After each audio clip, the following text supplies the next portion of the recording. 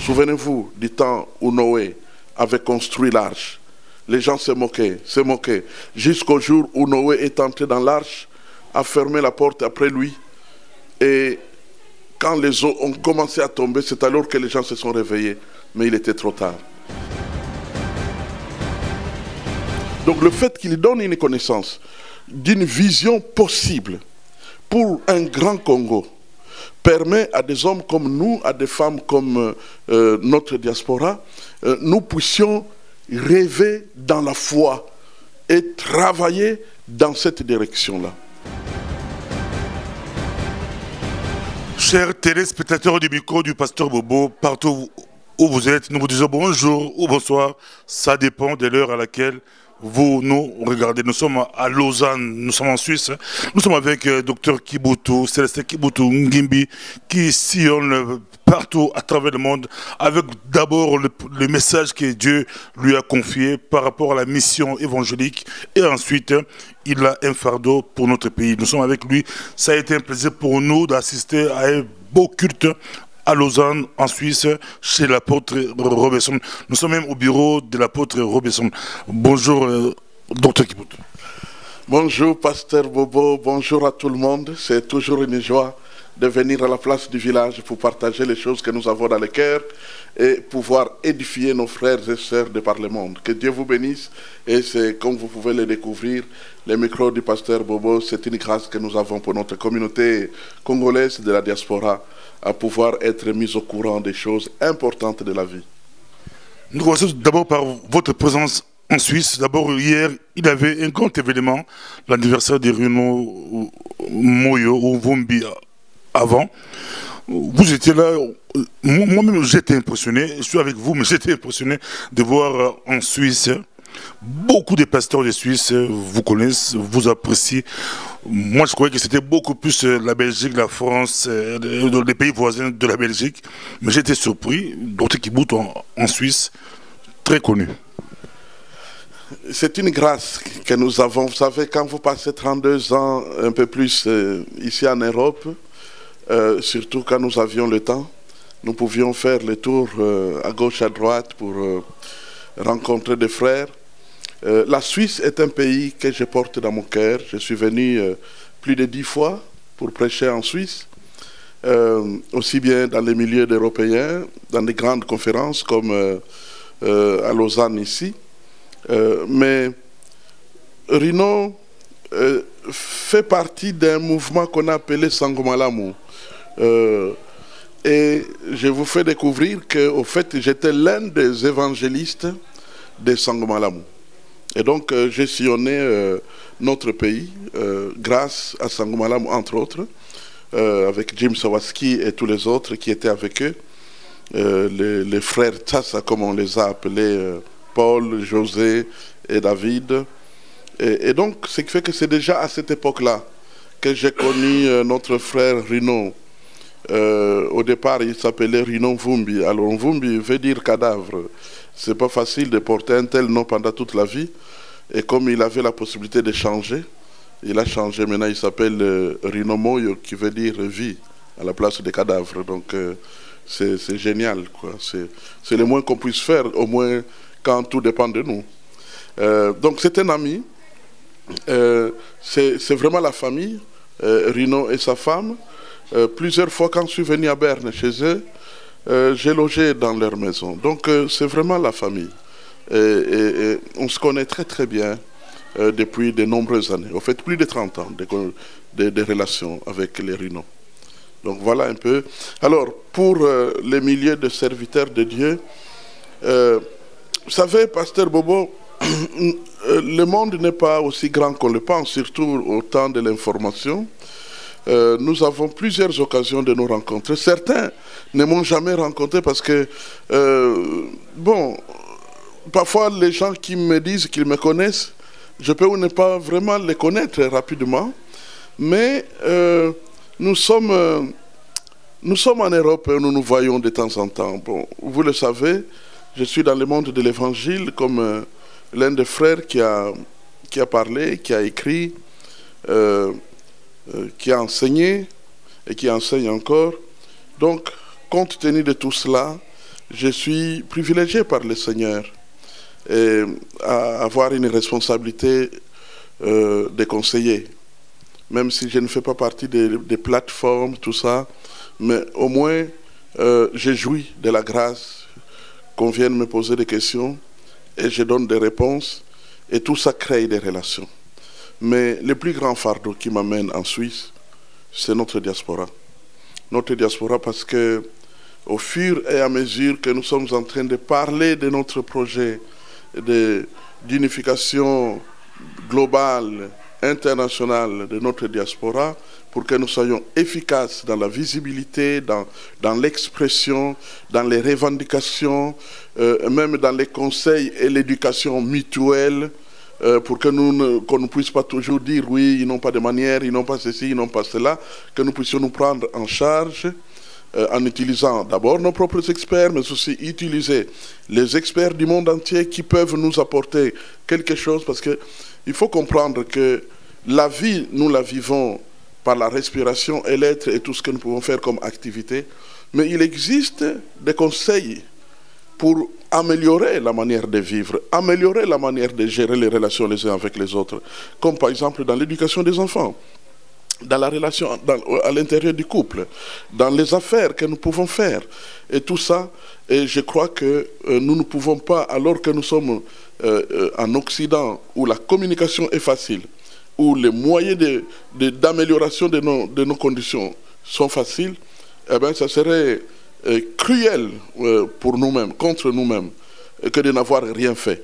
Alors que toutes les autres diasporas sont en train de bouger en faveur les unes les autres. Récemment, je viens de découvrir que même les Iraniens travaillent dur pour améliorer leurs conditions grâce en venant ensemble par des structures efficaces avec lesquelles ils s'entraident.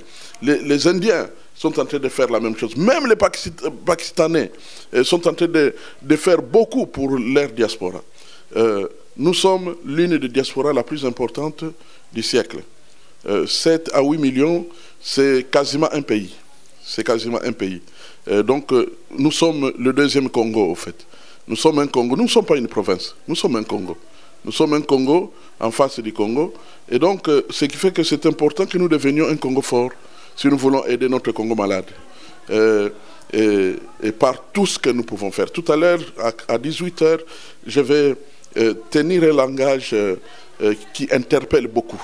Qui interpelle beaucoup. Je ne dirais pas agressif, mais je serai proactif pour motiver vraiment les gens à s'élever, parce que nous sommes sur le point maintenant de passer à l'action, à la vitesse supérieure.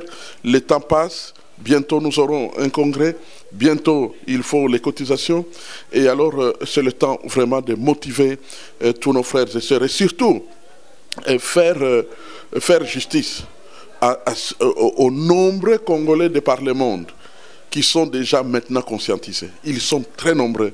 Ce matin, je vous en avais parlé un peu dans le couloir, que ce matin, un frère, Jean JP, qui m'a appelé de l'Allemagne et qui m'a dit, je suis en train de vous écrire un email en pleurant, parce que je viens de suivre une de vos vidéos sur Internet. Je suis touché au plus profond de mon cœur. Et il y a beaucoup qui sont touchés de par le monde par ce message que nous portons au sujet de notre diaspora. Notre diaspora existe et doit être soignée. Elle peut devenir efficace. Et j'exhorte au nom puissant de Jésus, pour ceux qui sont croyants et même pour ceux qui ne sont pas croyants, prenez-nous au sérieux, prenez-nous au sérieux, prenez-nous au sérieux. Je vous en supplie, prenez-nous au sérieux. Le message que nous vous apportons, c'est un message de l'arche. Souvenez-vous du temps où Noé avait construit l'arche. Les gens se moquaient, jusqu'au jour où Noé est entré dans l'arche, a fermé la porte après lui. Et quand les eaux ont commencé à tomber, c'est alors que les gens se sont réveillés. Mais il était trop tard. Je ne veux pas dire que les calamités vont venir. Ça serait aller trop vite voilà, en besogne. Je veux tout simplement dire de tout mon cœur que les sages mangent les meilleures productions du pays. Ça serait dommage de profiter de 10 quand nous pouvions profiter de 1000. Donc, et les experts sont unanimes autour de nos équipes pour dire c'est le chemin pour développer notre diaspora. Donc, nous reviendrons tout à l'heure. Vous verrez vous-même de quoi je vais parler tout à l'heure. Je vais encore toucher des éléments détaillés. Je vais revenir sur certains chiffres. Je vais revenir sur certaines statistiques. Et comme ça, vous serez édifiés et ça va vous donner des arguments de vous engager. Parce que si nous parlons beaucoup, la raison c'est que nous ne voulons pas que vous puissiez vous engager les yeux fermés. Non, nous voulons la participation de votre pleine intelligence, la participation de votre plein discernement, la participation de votre pleine volonté. Comme ça, quand vous vous engagez, ça ne sera pas à court terme, ça sera à long terme, ça sera à vie. Et à vie, pas nécessairement par rapport à la diaspora, mais à vie parce que vous aurez pris des départs qui aideront vous-même, mais aussi les gens qui vous entourent. Et vous serez utile à votre nation, la République démocratique du Congo. On aura le temps de parler avec vous d'ici là parce que vous venez de terminer votre prédication. Et puis, vous partez à l'hôtel, je crois, mais à 18h, vous revenez ici. Les Congolais de partout viendront ici vous écouter. Il y aura un message que vous allez lancer à la diaspora congolaise, mais à partir des Suisses. Parce qu'aujourd'hui, avec la magie de l'Internet, avec la magie de la communication, on ne peut plus dire que Kibutu face aux Congolais des Suisses, mais ça sera beaucoup plus d'autres Kibutu à partir des Suisses. On va lancer un message à tous les Congolais de partout, partout, comme ça a été à Paris. Bientôt, ça sera dans d'autres villes du monde. Mais docteur, pour terminer, je crois, on aura une émission après 18h. Dès que vous terminez, vous avez reçu docteur Tchani qui travaille à la Banque mondiale à Bruxelles il y a 2 jours. C'était plein, vous avez une très belle salle, beaucoup de personnes étaient là, les gens ont aimé, un message fort, vous laissez même des places aux élites de notre communauté pour qu'ils puissent s'exprimer. Là, on aura le temps d'en parler ce soir. Mais une question par rapport à votre message de ce matin. Je rappelle que vous venez de prêcher chez l'apôtre Robinson en Suisse. Le message, ma question est la suivante. Votre message, c'est sur la délivrance. Qu'est-ce qui se passe? On vous voit, même si vous prêchez chez les Européens de conférences, vous le faites beaucoup plus sur la délivrance. Chez les Africains aussi, la délivrance. Quelle est la place? D'autres croyaient que la délivrance était pour les Noirs, pour les Africains, mais vous le prêchez partout. Quelle est la place de la délivrance aujourd'hui dans la vie chrétienne? Je vais juste vous dire, comme nous n'avons plus beaucoup de temps, je vais juste vous dire que la délivrance, c'est le message que Christ apporte au monde d'aujourd'hui. Satan est en circulation. Il n'est pas encore en enfer. J'aime. C'est important que nous puissions connaître ses stratégies. C'est important que nous puissions connaître ses pièges. Et souvent, malheureusement, beaucoup d'enfants de Dieu ne se rendent pas compte. La Bible dit « Mon peuple est détruit parce qu'il lui manque de connaissances ». Donc, mon travail, c'est quoi? Mon travail en tant qu'évangéliste, mais un évangéliste formé, un évangéliste équipé, un évangéliste à qui Dieu donne une grâce et une certaine autorité spirituelle, eh bien, c'est qu'il faut d'abord libérer les captifs. Souvent, nous disons aux gens, levez-vous et avancez. Mais ils ne peuvent pas se lever, ils ne peuvent pas avancer, parce qu'ils sont liés. Il faut leur dire que vous pouvez être liés. Donc je commence par leur donner le diagnostic. C'est un peu comme lorsque vous allez à l'hôpital. Vous ne pouvez pas directement prendre des médicaments et ingurgiter. Il faut d'abord que vous puissiez vous rendre compte comment vous allez. Et c'est là mon travail. Dans mon travail, je commence toujours par donner des éléments qui montrent quelles sont les choses qui se passent souvent dans les vies des hommes. Et quand j'ai fini de décrire toutes ces choses... Quand vous dites homme, noir, rouge, jaune... Oui, vous savez, le diable ne respecte personne. Il attaque les blancs, il attaque les noirs. Et pendant longtemps, on a fait croire que la sorcellerie, c'était l'affaire de l'Afrique. Faux. Dorian Irvine, c'est l'un des premiers livres que j'ai lus. C'était des sorciers de Suisse. Ils ont même indiqué les hôtels de la Suisse où ils seraient rencontrés pour faire les envoûtements et les incantations. Donc, il n'y a pas de sorcellerie seulement en Afrique. Jusqu'à aujourd'hui, je continue à entendre même des pasteurs européens dire « ça c'est des histoires de l'Afrique, faux, faux, faux, faux, faux, faux ». Nous prions ici avec des Européens, comme vous l'avez dit. Et je vous dis, parfois ils tombent comme des mouches par terre, hein, habités par des démons, et qu'il faut chasser. Donc il faut d'abord libérer les captifs. Quand les captifs sont libérés, ils peuvent croire efficacement et ils peuvent persévérer correctement. Donc il faut vraiment avoir l'homme et la femme de partout libres au nom puissant de Jésus-Christ. C'est ça le point de départ de mon message sur la délivrance. Il y a beaucoup d'autres sujets que j'évoque, mais le plus souvent, ça dépend de ceux qui m'invitent. En fait, les gens sont tellement habitués à mon message sur la délivrance que quand ils m'invitent, souvent ils précisent. Comme par exemple, l'apôtre Robinson avait précisé. Est-ce que vous pouvez parler un peu de votre livre-là sur les liens? Je dis, ok, je vais en parler. Donc voilà, j'ai un peu organisé mon enseignement autour de ça. Donc c'est un peu ça ce que je peux dire. Merci beaucoup, c'est pas ça fait, mais par rapport à la conférence de Bruxelles, vous avez un petit mot, conférence il y a deux jours. En tout cas, le docteur Tchiani, c'est un frère de la diaspora. Comme nous l'avons dit aussi bien dans nos écrits, la brochure, j'ai confiance que plusieurs, vous avez déjà cette brochure. Vous devez l'avoir lue, elle est gratuite, elle n'est pas à vendre. Donc elle est gratuite, vous pouvez la demander, soit en format un email, fichier attaché à un email, ou bien vous pouvez demander par la poste, on peut vous l'envoyer. Alors, nous ouvrons la porte. Pourquoi? Parce que dans les objectifs que nous avons soulignés dans cette brochure, eh ben, l'un des objectifs que nous avons, c'est voilà, s'unir autour de notre cause nationale et aussi nous voulons entretenir, hein, cultiver notre union. Cultiver notre union et valoriser nos compétences. Le point numéro 7, c'est surtout là où je voulais en venir, Pasteur Bobo. Valoriser nos différences dans cette brochure. Nos compétences, pardon. Valoriser nos compétences. C'est-à-dire que quand vous avez une compétence au sein de la diaspora, que ce soit dans le domaine scientifique, que ce soit dans un projet politique comme c'est le cas du docteur Noël Tchiani, quel que soit le domaine, nous voulons valoriser ces compétences. Nous voulons les valoriser en ouvrant la porte, en créant un cadre d'expression pour que les gens puissent partager. Mais je dois avouer que ce qui m'a poussé à choisir le docteur Tchiani, c'est parce que sa vision sur le Congo nous fait redécouvrir la grandeur de notre pays. La grandeur de notre pays. Et ça, c'est très important. Il nous fait rêver grand.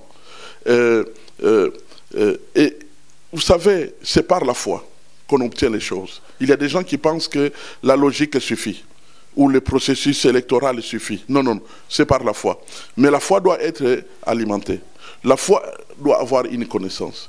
Donc le fait qu'il donne une connaissance d'une vision possible pour un grand Congo permet à des hommes comme nous, à des femmes comme notre diaspora, nous puissions rêver dans la foi et travailler dans cette direction-là. Maintenant, nous n'en sommes pas aux élections. Nous ne sommes pas en train de voter, mais nous pensons que la vision qu'il a partagée nous édifie beaucoup. D'ailleurs, comme il est vraiment bon, parce que je connais des candidats qui cachent leurs idées. Mais lui, il les livre en pâture à tout le monde. Et donc, cela veut dire que pratiquement, le plan Marshall Tchiani est devenu le plan Marshall de tout le monde. Tant mieux, comme ça, ou lui, ou quelqu'un d'autre, que Dieu bénira pour aller diriger un jour notre pays, et qu'il ait assez d'idées pour construire, pour bâtir en faveur de tout le monde un grand Congo. Si je vous comprends bien, la conférence était apolitique. En tout cas, la conférence était apolitique. C'est lui qui a parlé est un politicien. Je dois vous avouer que, au fait, dans notre programme, un politicien peut parler, pourvu qu'il ne vienne pas utiliser notre plateforme pour injurier les gens, par exemple. Je dois vous avouer très sincèrement, et je le dis très clairement, l'état de mon cœur. Je ne parle pas des cœurs des autres, mais je parle de mon cœur. Je vous dis, moi, j'ai pris ma décision de ne pas être autre que ce que je suis dans le Seigneur. J'ai vu que son discours est positif et c'est bon. Merci beaucoup. À la prochaine.